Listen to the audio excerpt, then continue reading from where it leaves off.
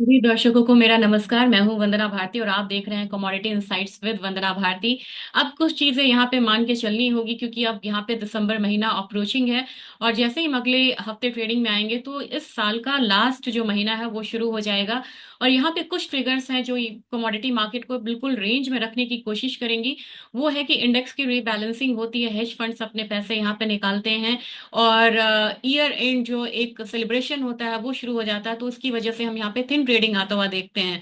उसके बाद यहाँ पे जो ट्रिगर्स हैं, जिस तरीके से रशिया यूक्रेन का ट्रिगर है वो यहाँ पे रहेगा। हिजबुल्ला और इसराइल का यहाँ पे 60 डेज का एक सीज फायर हुआ है, वो यहाँ पे एक्सपेक्टेड है। होप्स हो कि वो यहाँ पे पीसफुली चलेगा। तो ये ट्रिगर मिसिंग है। अब यहाँ पे बात हो जाएगी कि अब दिसंबर में इसके अलावा क्या ट्रिगर है। चाइना ने स्टिमुलस दिया है, हैवी स्टिमुलस दिया है, रेट कट्स भी यहाँ पे हुए हैं। तो चाइना की तरफ से यहाँ पे बहुत ज्यादा अब यहाँ पे संभावना नहीं है कि बहुत सारी चीजें यहाँ पे होंगी। एक ट्रिगर यहाँ पे है, वो ट्रिगर है फेड का। 17 से 18 यहाँ पे दिसंबर जो है वो मीटिंग है ओपेक की, जिसमें कि 25 बेसिस पॉइंट कट्स का यहाँ पे एक उम्मीद है। 60% से ज्यादा चांसेस बन रहे हैं। मैं मंडे आपको दिखाऊंगी चार्ट्स में कि वो प्रोबेबिलिटी अब यहाँ पे कितनी बन रही है। तो 63% के चांसेस यहाँ पे थे कि अब यहाँ पे एक रेट कट 25 बेसिस पॉइंट का होगा। लेकिन सीपीआई डेटा यहाँ पे ज्यादा उभर के आया है, जिसकी वजह से हम लोगों को एक संभावना है। एक हल्का सा फेयर था मार्केट में कि वो इस बार हो सकता है अनचेंज रखेंगे, लेकिन ज्यादा चांसेस हैं रेट कट करेंगे वो।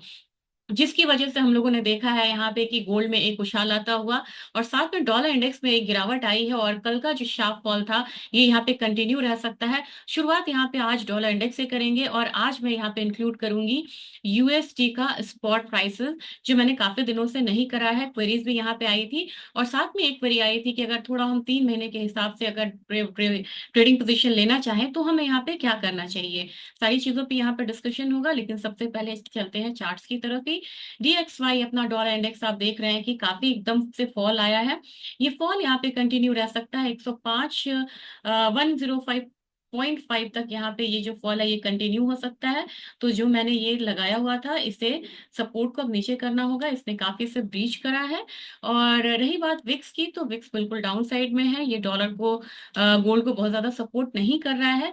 लेकिन डॉलर यहाँ पे अपनी चाल चल रहा है कि जियो पॉलिटिकल टेंशन से लगातार इसे सपोर्ट कर रहे हैं। और जैसे ही थोड़ा सा करेक्शन आएगा तो सेंट्रल बैंक हो सकता है कि यहाँ पे एक्टिव हो जाए बाइंग में। और सेंट्रल बैंक से ज्यादा ETF बाइंग यहाँ पे आपको देखने को मिलेगी। तो आज देखा जाए तो आज करते हैं बात अपनी स्पॉट गोल्ड की। यहाँ पे बात करेंगे XAU USD मैंने यहाँ पे लगाया है। इनफैक्ट अगर यहाँ पे हम फॉरेक्स का ही डेटा लेके चले तो आप देख सकते हैं कि 2661 के करीब ये कमोडिटी जो है यहाँ पे एक काफी इसने अच्छा एक स्ट्रॉन्ग बेस बनाया। कह सकते हैं कि यहाँ पे एक डबल बॉटम की तरह था, यहाँ पे ट्रिपल बॉटम बना और वहां से एक अपसाइड आया है। तो मेरे ख्याल से अब यहाँ पे अगर अपसाइड आता भी है तो आप मान के चलिए कि ये वाला जो हाई है 2684 वाला हाई जो है वो आएगा। यानी कि करंट मार्केट प्राइस से $22 ऊपर। तो अपना जो फ्यूचर्स है ये यहाँ पे अगर $22 ऊपर भी जाता है तो अब आपको मान के चलना होगा कि $2700 जो है वो फ्यूचर्स जो है वो गोल्ड का ब्रीच करेगा। और ये अभी हम देख रहे हैं, अगेन मैं आपको बता दूं ये स्पॉट का चार्ट है। तो इसके अकॉर्डिंग यहाँ पे जो मेजर सपोर्ट है वो 2600 का बन रहा है, इसने यहाँ पे बनाया है। 2600 से इनफैक्ट थोड़ा सा ऊपर है, ये लो है यहाँ पे 2607 का एक सपोर्ट है, वहां से स्ट्रॉन्ग एक अपसाइड आया था। अब मुझे लग रहा है कि प्राइसेस 2684 तक जाएगा नियर टर्म में। अगर थोड़ा सा यहाँ पे लॉन्ग टर्म देखे, यानी कि अगर मैं 17-18 अक्टूबर को यहाँ पे एक ध्यान में लेके चलूं, तो मुझे लग रहा है कि एक बार प्राइसेस 27.6 से लेके 2706 से लेके 2713 तक आ सकता है। तो यानी कि $2700 अगर स्पॉट यहाँ पे ऊपर की तरफ जाता है तो अपने फ्यूचर्स मार्केट में यहाँ पे मुझे लग रहा है कि आपको 2720 2730 डॉलर का जो एक अपसाइड है वो देखने को मिलेगा। और आप देखेंगे यहाँ पे ही एक आपको एक रेजिस्टेंस मिलती हुई नजर आ रही है इस कमोडिटी में। तो ये वाला जोन हम मानेंगे कि मिड दिसंबर तक हमें आता हुआ दिखेगा। अब अपने गोल्ड की तरफ चलते हैं क्योंकि हमें ट्रेड तो इसमें करना है ना। तो अपने गोल्ड को हमने वहां पे एक तो ले लिया कि प्राइसेस कैसे यहाँ पे मूव करेगा। अब यहाँ पे देखिए कल के दिन में मैंने 76,300 का कल एक टारगेट दिया था, वो टारगेट यहाँ पे अचीव हुआ है। तो जिन्होंने भी बाय करा है उसको प्लीज यहाँ पे प्रॉफिट बुक करिए। यहाँ पे वीक का लास्ट डे है और हाफ डे रहेगा थैंक्स गिविंग डे की तरफ, तो की वजह से तो वहां पे आप मंडे थोड़ा सा वोलाटाइल मूव आता हुआ देख सकते हैं। अगर आप कहेंगे कि अभी आपको क्या लग रहा है आज के दिन में, तो यहाँ पे 76,700 तक एक अपसाइड लग रहा है, लेकिन वहां पे मार्केट फिर एक फॉल आता हुआ देख सकता है। तो बड़े सावधानी से आपको ट्रेड करना है, या तो आप पार्शियल प्रॉफिट बुकिंग करिए, या अगला आपको टारगेट रखना है तो 76,700 का रखिए, तो क्लियर एक बाय मुझे लग रहा है। करेक्शन पे करे बाय तो ज्यादा बढ़िया है। लेकिन सबसे ज्यादा कमाल अगर देखा जाए तो सिल्वर में हम लोगों ने एकदम से देखा है, प्राइसेस भी ऊपर की तरफ यहाँ पे है, 91,000 से ऊपर है ये कमोडिटी। और सिल्वर में एक क्वेरी आई थी, उन्होंने कहा था कि अगर हम पर मंथ में करें तो यहाँ पे क्या होना चाहिए बाइंग का रेंज, उसको लेके ही चलते हैं। यहाँ पे पर मंथ 93,000 ट्रेड कर रहा है, यानी कि सामने सामने ये कमोडिटी का आप देख सकते हैं कितना लॉन्ग कंटेंगो है। 91,300 ये ट्रेड हो रहा है, और 93,000 ये मान के चलिए यहाँ पे 1,700 का यहाँ पे कंटेंगो है। यानी कि आने वाले समय में ये कमोडिटी बहुत तेज हो सकती है, आपको इसमें बाइंग ही करना चाहिए। क्योंकि मैंने कल भी दिया था, कल तो मैंने हेडलाइन दिया था कि 13,000 की गिरावट के बाद अब सिल्वर में यहाँ पे बाइंग आनी चाहिए, और इनफैक्ट वो बाइंग जो है बिल्कुल यहाँ पे आ ही गई। तो मेरे ख्याल से अगर आप यहाँ पे बाइंग करते भी हैं नेक्स्ट मंथ में, क्योंकि इससे फायदा ये होता है कि हमें बार बार रोल ओवर नहीं करना होता है, तो आपको निश्चित तौर पे यहाँ पे 94,500 के करीब एक्सपेक्टेशन है कि प्राइसेस ऊपर की तरफ आता हुआ दिख सकता है। अगर अब हम करंट कॉन्ट्रैक्ट की बात करें, एक बार उसे भी देख लेते हैं कि प्राइसेस का मूव कहाँ तक रहेगा। तो मेरे ख्याल से आपको नेचुरल यहाँ पे आपको 150 तक इनफैक्ट मान के चलिए कि यहाँ पे प्राइसेस ऊपर की तरफ आ सकता है। लेकिन आज के दिन का ट्रेड में आप ज्यादा वो मत करिए, और मुझे ख्याल से अगर 91,700 तक भी प्राइसेस मिलती है अपसाइड में, तो एक बार प्रॉफिट बुकिंग जरूर करें।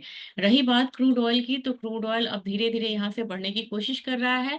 और क्रूड ऑयल में एक न्यूज बहुत इंपॉर्टेंट है, ओपेक की जो मीट जो 1 दिसंबर की थी वो अब यहाँ पे पोस्टपोन होकर 5 दिसंबर को गया है। और यहाँ पे उम्मीद है कि ये जो मीटिंग है ये वर्चुअल मीट होगी, इस पर जरूर ध्यान रखिएगा। और यहाँ पे एक्सपेक्टेशन है कि जो ओपेक बोल रहा है कि हम प्रोडक्शन बढ़ाएंगे दिसंबर से, उसको वो आगे कर सकता है, यानी कि वो 2024 में प्रोडक्शन बढ़ाना शुरू नहीं करेगा, क्योंकि उसको भी पता है कि प्राइसेस ऑलरेडी डाउन साइड में है, और हमने अगर प्रोडक्शन बढ़ाया तो प्राइसेस में और फॉल यहाँ पे आ सकता है।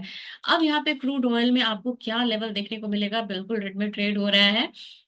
डेली चार्ट पे देखें, अगर अपसाइड आता भी है तो मैं बार बार आपको 59.20, बहुत बार मैं बोलती हूँ 59.20 के करीब आप यहाँ पे एक प्रॉफिट बुक करिएगा। 58.80 यहाँ पे पहला टारगेट रहेगा, अगर उससे ऊपर की क्लोजिंग होती है तो फिर 59.20 आपको यहाँ पे एक लेवल देखने को मिल सकता है।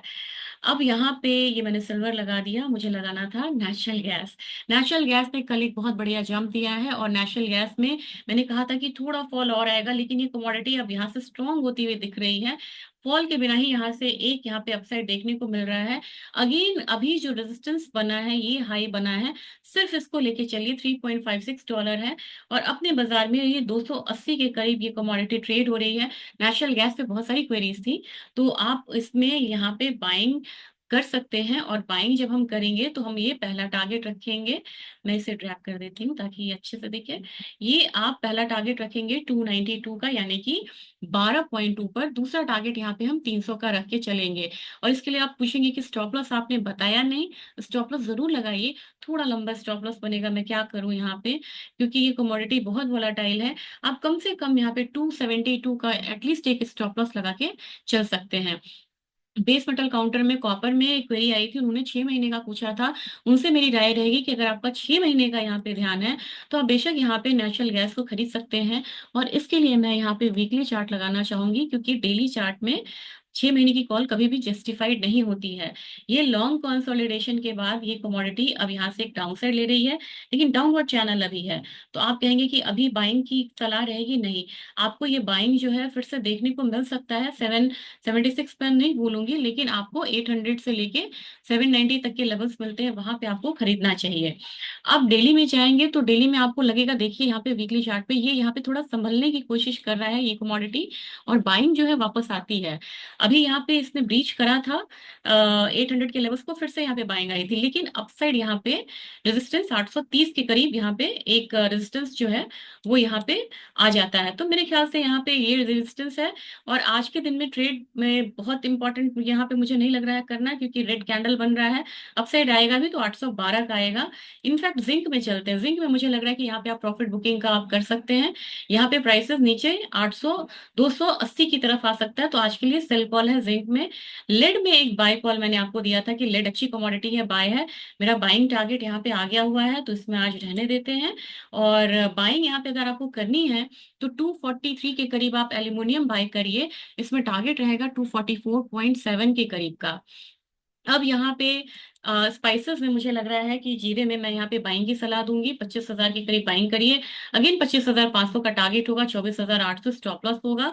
अब यहाँ पे टर्मरिक मुझे संभलता हुआ दिख रहा है, तो आज के दिन में मैं यहाँ पे बोलूंगी कि 13,400 के करीब आप बाइंग कर सकते हैं। और हमारा टारगेट पहला बिल्कुल छोटा होगा, 13,560 का रखिए। स्टॉप लॉस लगाना होगा 13,325 के करीब का। मैं देखना चाह रही हूँ कि टर्मरिक इस बार यहाँ पे स्टेबल होती है या नहीं होती है, फिर आगे की कॉल लेंगे। धनिया में मुझे लग रहा है कि यहाँ पे भी एक रिकवरी आएगी, 7710 तक की बाइंग जो है वो आएगी। तो 50 रुपए तक के लिए आप यहाँ पे बाइंग करके चल सकते हैं। ग्वारसीड ग्वारगम को आज मैं यहाँ पे बिल्कुल इग्नोर करना चाहूंगी, कोई ट्रेड नहीं। क्योंकि यहाँ पे अगर नीचे गिरता है तो ये सपोर्ट तोड़ा तो फिर ये कमोडिटी ज्यादा गिर सकती है। ग्वारगम में भी एक फॉल आया है, आप बोलेंगे कि अचानक से मैं बाय बोल रही थी कि निचले स्तर से बाइंग आएगी, अचानक से मैंने अपना स्टैंड क्यों चेंज किया है। ये जरूरी है। किसी भी एनालिस्ट को अपने उस पे वो नहीं रहना चाहिए, जिद पे नहीं रहना चाहिए। क्योंकि अब यहाँ पर ट्रिगर्स जो है, क्योंकि अब यहाँ पे एक रिवाइज्ड क्रॉप का आया है, इसमें ये बता रहे हैं कि क्रॉप यहाँ पे ज्यादा निकल के आ सकती है, जिसकी वजह से प्राइसेस में एक डाउनसाइड देखने को मिला है। और आपको अकॉर्डिंगली ही ट्रेड करना चाहिए, क्योंकि इस मार्केट के साथ कोई ईगो नहीं। कॉटन ऑयल सीड केक में आप देख रहे हैं 2740 का प्राइसेस है। धीरे धीरे इसमें बाइंग आएगी तो 2800 तक प्राइसेस ऊपर की तरफ जाएगा। आज के दिन में मैं मिंथा को भी यहाँ पे शामिल करना चाहूंगी। मिंथा ऑयल फ्यूचर्स एक बार एमसीएक्स देखते हैं, बिल्कुल रेंज में ये कमोडिटी है। मैंने एक बार 942 का टारगेट दिया था, वहीं से ये वापस आई है। और आज के दिन में भी मुझे लग रहा है कि यहाँ पे 912 तक के लेवल के लिए यहाँ पे फिर से सेलिंग इस कमोडिटी में आ सकती है। तो फिलहाल यहाँ पे मेंथा ऑयल में भी यहाँ पे सेलिंग की ही सलाह रहेगी। ये आज का अपडेट था, आपको अपडेट कैसा लगा जरूर बताइएगा। ट्रिगर्स पे ध्यान रखना है, ओपेक की मीट है, आने वाले समय में फिट की मीट है। यहाँ पे इसराइल और हिजबुल्ला का सीज फायर है, लेकिन यूक्रेन पे ध्यान रखना है। 2 दिनों का वीकेंड है यहाँ पे। कुछ वीडियोस में डालूंगी जो आप वीकेंड पे यहाँ पे देख सकते हैं अपने गोल्ड सिल्वर पे, वो होगा। और इसके साथ आपका वीकेंड जो है वो शुभ हो, आपका दिन अच्छा रहे। और इस वीडियो को आप शेयर जरूर करिएगा, इसकी रीच को बढ़ाइएगा। फीडबैक का इंतजार रहेगा। Thank you.